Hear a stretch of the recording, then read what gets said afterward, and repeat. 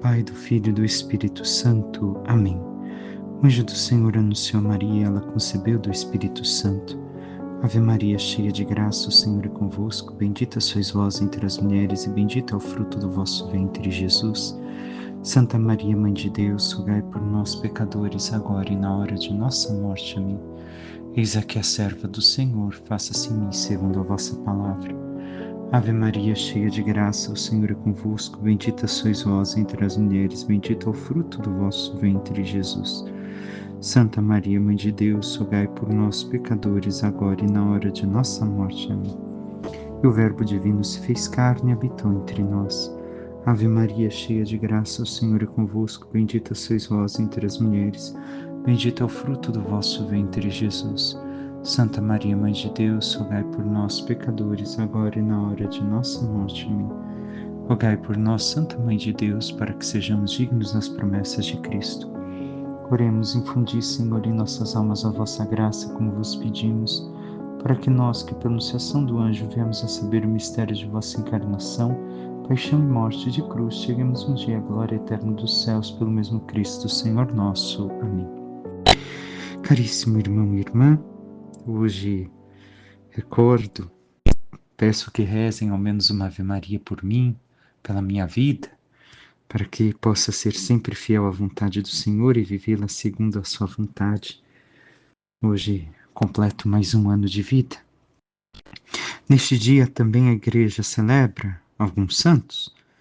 São Maurício e seus companheiros mártires, porém também a Ordem Agostiniana tem uma memória facultativa, não obrigatória, da bem-aventurada, ou melhor, beata Josefa da Purificação. Esta, quem é? Ela foi vítima da perseguição que a Igreja sofreu em 1936 na Espanha e que produziu um grande número de mártires. Foi martirizada junto com a sua mãe Teresa, suas irmãs monjas clarissas capuchinhas, Maria Jesus, Maria Verônica e Maria Felicidade, em 25 de outubro de 1936. Ela era natural de Valência e nasceu no dia 10 de junho de 1887. Na mesma cidade, entrou para o mosteiro das Agostinianas Descalças de Benigànim, em 3 de fevereiro de 1906, e no mosteiro foi priora e mestra de noviças. Foi beatificada pelo Papa João Paulo II no ano de 2001. Vemos que a revolução causa as piores coisas que pode se pensar. Uma pensadora morta no século passado, chamada Simone Weil, escreveu a seguinte frase: não é a religião o ópio do povo, e sim a revolução. A revolução ainda hoje, infelizmente, é o ópio, que dirige muitos em todos os povos. Passemos à liturgia de hoje.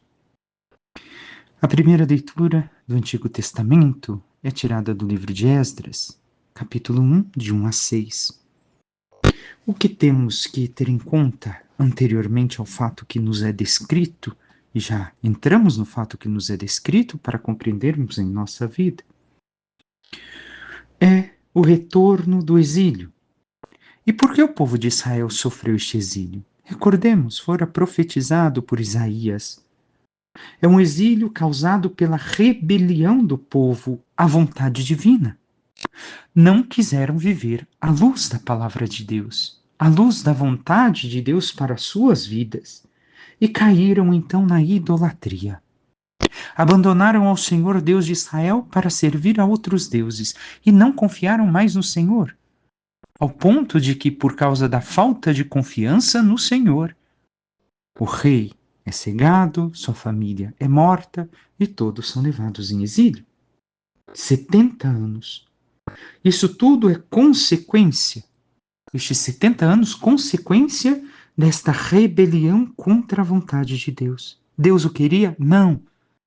Deus profetizou, preparou, falou, lembrou, como um pai e uma mãe que sempre fala para os seus filhos: filho, não faz isso, não vai por este caminho, não vai terminar bem, olha a consequência.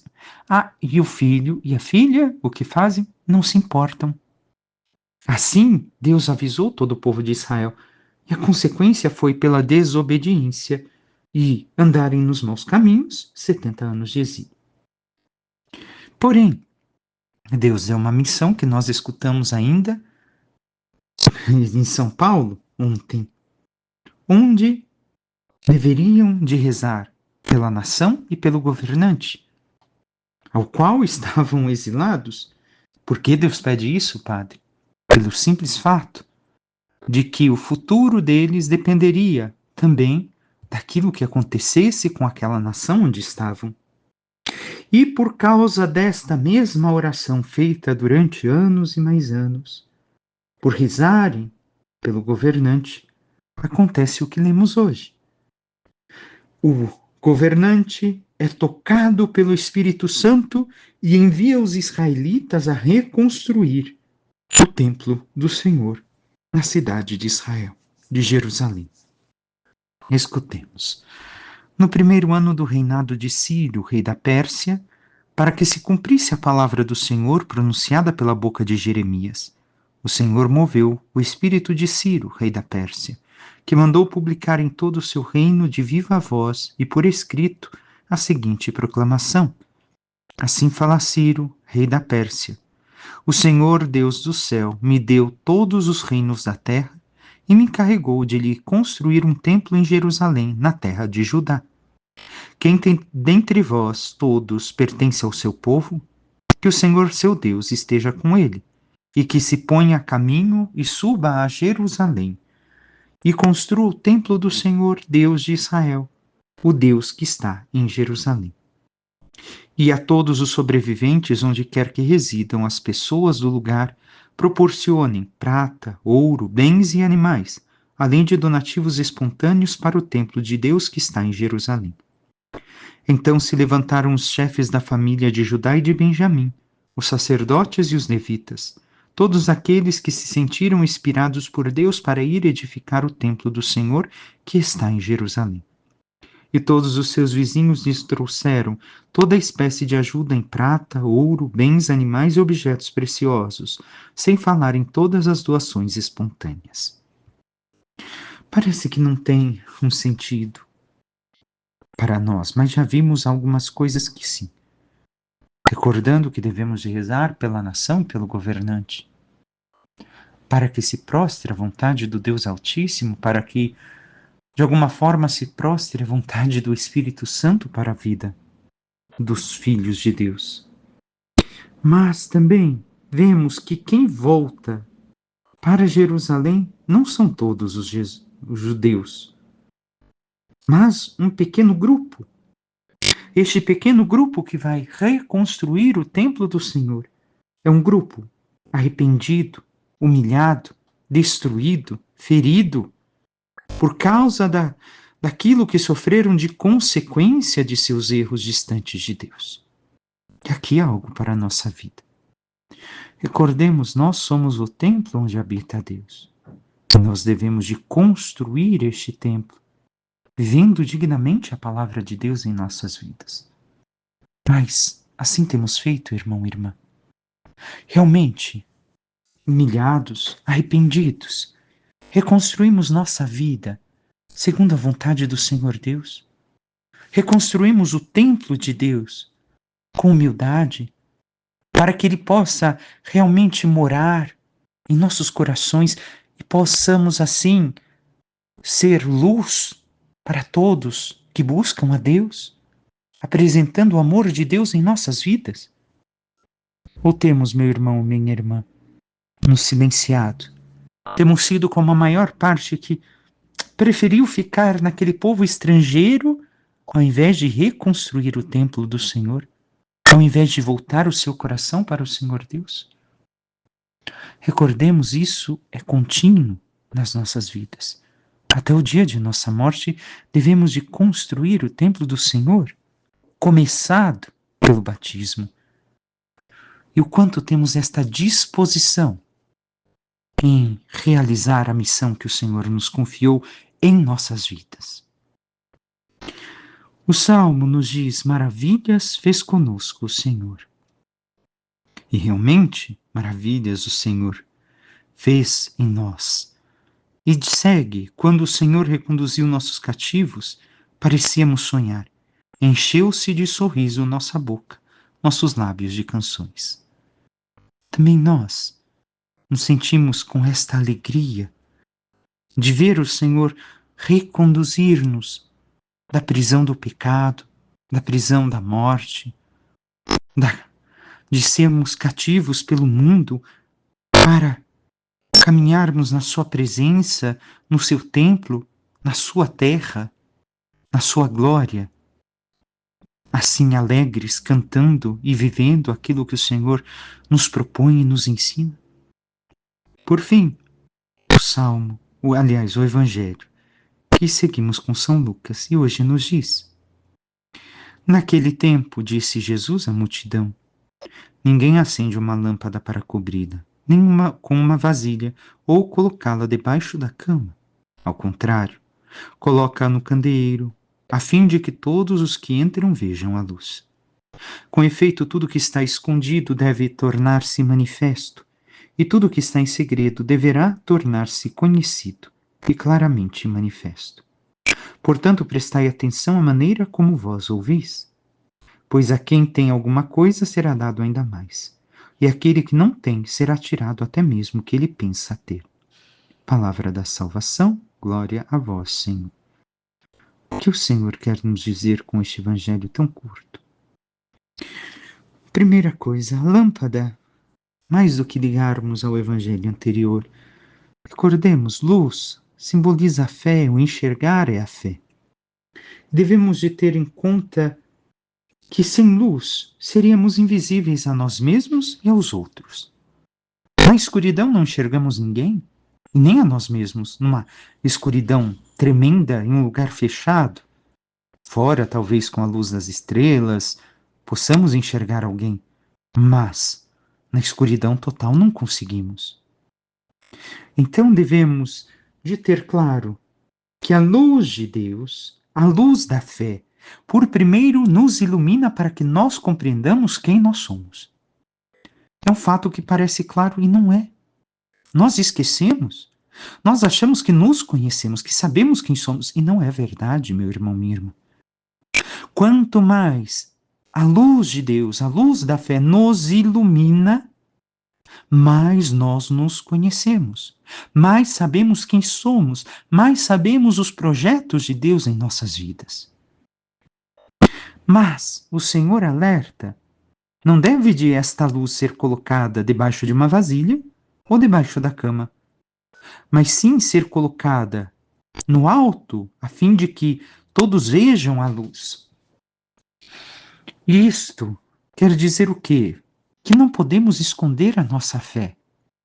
Não podemos viver ocultando o que Deus fez em nós. Não devemos de ter vergonha da luz da fé que ilumina as nossas vidas, que ilumina o nosso modo de pensar, de agir segundo a vontade do Deus Altíssimo. E o que temos feito com esta lâmpada, com a luz da fé que o Senhor nos dá? Temos escondido? Temos ocultado para não revelar aos outros, iluminar suas vidas e talvez verem que também, como nós um dia ou como nós até há pouco, caminhávamos nas trevas, eles também estão caminhando por estarem longe da luz de Deus? Temos ocultado a verdade da luz da fé? Ou temos permitido que esta mesma luz ilumine e que todos possam enxergar esta luz, por mais que muitas vezes a mesma incomode? E assim, Jesus também nos chama a responsabilidade pela luz acesa, a fé que recebemos desde o nosso batismo, porque ela pode ser perdida se não crescer em nós, se não permitirmos que ela cada vez mais ilumine a nossa vida, amplie a sua chama, e se ela não for divulgada, se ela não for também utilizada para iluminar a vida dos demais. E assim Jesus diz, com efeito, o que está escondido deve se tornar manifesto, e o que está em segredo, conhecido. Quer dizer o quê? Que a luz da fé mostra para nós também os nossos erros. O que nós talvez queríamos ocultar como dizemos, ocultar o sol com a peneira, não queríamos enxergar em nossas vidas, para que venha a luz, para que venha o conhecimento, e assim, manifestado tanto as luzes, quanto também as trevas em nós, possamos cada vez mais nos mover segundo a luz de Cristo, e não segundo as trevas e a nossa vontade e o conhecimento meramente humano. E temos presenciado este fato em nossas vidas. Realmente estamos dando esses passos onde a luz da fé cada vez mais nos ilumina, nos transforma e nos chama a atenção para que o Senhor manifeste em nós a sua graça cada vez de uma forma maior. E a frase última do Evangelho de hoje nos chama a atenção, portanto, prestai atenção à maneira como vós ouvis. Ou seja, devemos de ouvir de forma correta. Não. O problema é que muitas vezes queremos escutar a nossa maneira. Mas aquilo que escutamos de Jesus deve de se tornar luz em nossas vidas. Por isso segue a próxima frase: pois quem tem alguma coisa será dado ainda mais.